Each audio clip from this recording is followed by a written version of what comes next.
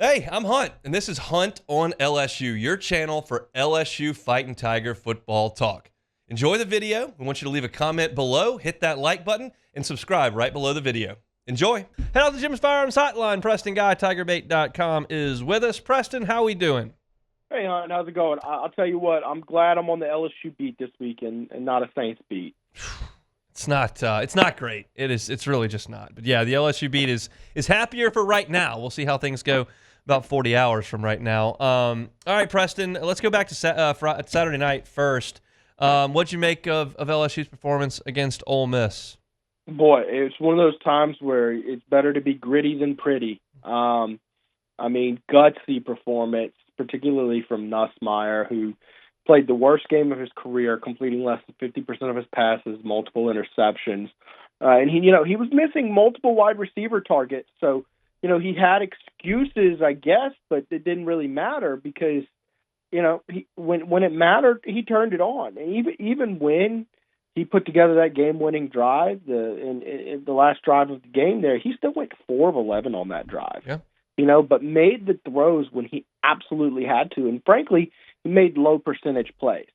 So just a performance to be remembered for a long time. I certainly will remember it myself. It's always fun when you're on the field and you get stormed on and you're just trying to do your job, and next thing you know, you're surrounded by thousands of people. So it was an atmosphere to be remembered, probably top 5 of my lifetime that I can recall. Nussmeier's turnovers a concern to you?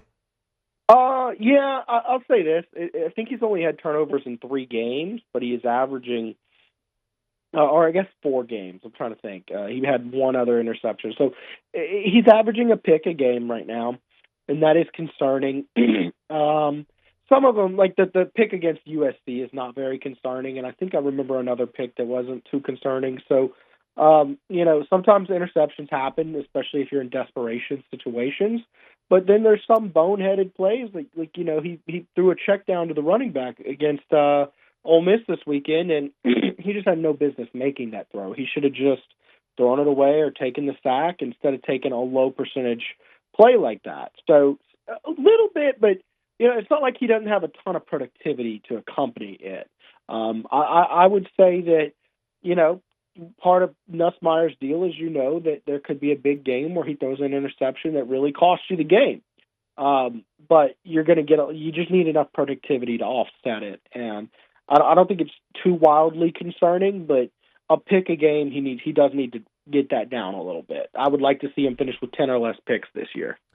Defensive side of the ball against Ole Miss didn't allow a touchdown in the second half or overtime. Where's the biggest improvement that they're making?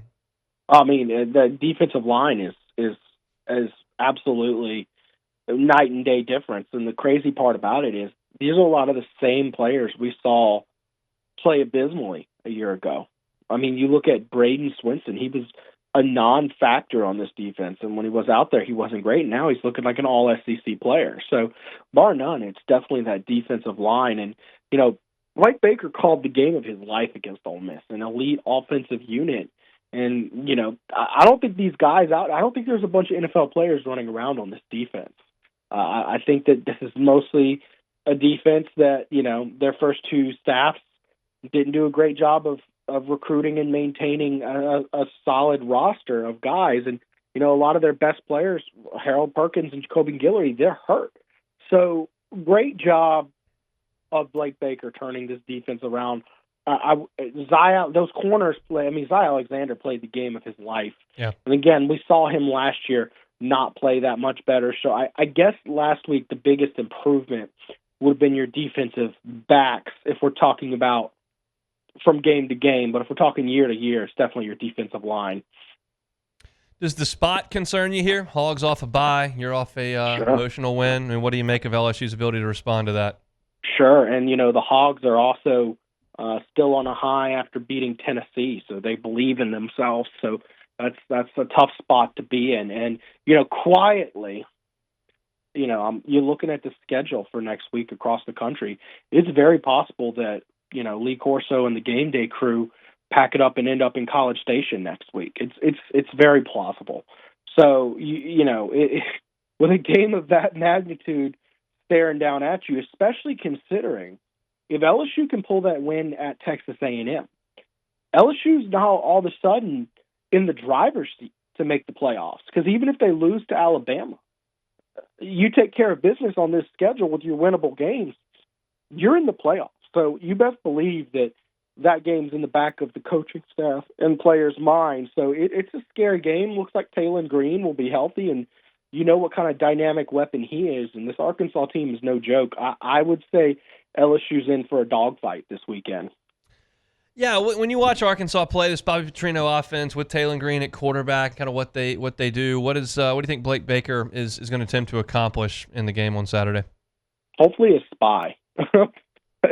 We'll see. Weeks? Taylor, what's that? Weeks? That's the thing. I don't even know who your spy is, because this is a week where you really would want Harold Perkins down, out there. But I hope somehow, some way, they've got a guy. I guess Weeks. I think Weeks and Major Burns are probably your two candidates. Yeah, that's actually a really good idea. Yeah, Major Burns. But the problem is he plays on the outside, and you can't. You'd have to slide him inside mid-play to really get a true QB contain on him. I guess you could play him on the wide side of the field and just have him contain that part. There's a lot of different things, but I like the idea of a Major Burns doing that, doing some contain, because he certainly has the speed to keep up. But we'll see, man. If I've learned anything from watching Blake Baker's defense, it's that he's going to throw some curveballs at you. He's going to have some interesting scheme. You're not just going to sit back and cover three and let him pick you apart like a certain coach did last year, who is still, by the way, he's still getting dunked on Twitter every single day by former coaches and players. Look, I'll just comment on that. I realize there's some hypocrisy here because I'm kind of doing the same thing, but that tweet by Jamar Kane last night came off like a freshman in high school. He's bashing Matt House on Twitter over beating the Saints backups. Like, grow up, man. Gotta grow up. Hey, man, he clearly was looking to find a shot there. My point is more so not even that it was a valid dunk or not. It's just how much public disrespect we've seen from Matt House.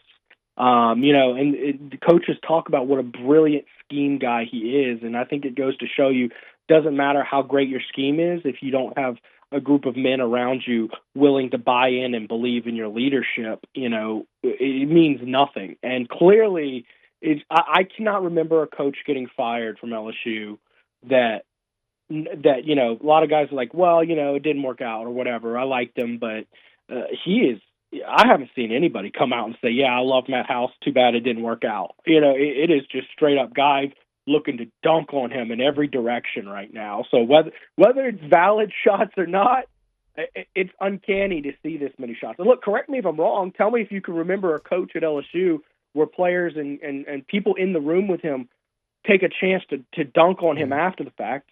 But no, I can't. I know that Pelini's departure wasn't awesome, but it was not near this level. No, right, yeah. Do you think LSU wins tomorrow? I think LSU finds itself down early, as is the signature of this era, and I think we see some late adjustments, and I think LSU does come away with the win, and we get our big date in College Station next week. It'll be absolutely massive. Got picks on Bama, Tennessee, and Georgia, Texas while I got you? Let's see, Bama, Tennessee. In Knoxville. Look, I'm going to go with the Vols here because the last couple times I've seen Bama, not so great. But that being said, Tennessee's not exactly a great football team in and of themselves, so it could go either way. What was the other game you asked about? Georgia heading to Austin. Yeah, I'm going to have to go with the Longhorns on that one. That's the one football team that looks the most complete in the country. So I'll go with the Longhorns, and I'll go with the Vols. We'll go UT and UT for the win. That would mean 2 losses for Georgia and Alabama in the middle of October, which would be a little change of pace. Preston Guy, TigerBait.com. You can find all your LSU football coverage there. And his Monday show on YouTube each and every night. He's with us on Fridays. Have a great weekend, Preston. Thanks. You too, Hunt. Hey, thanks for watching Hunt on LSU. Before you get out of here, do us a couple of favors. Hit that like button, leave your comments below, and subscribe to the channel for all your Fighting Tiger football talk. See you next time.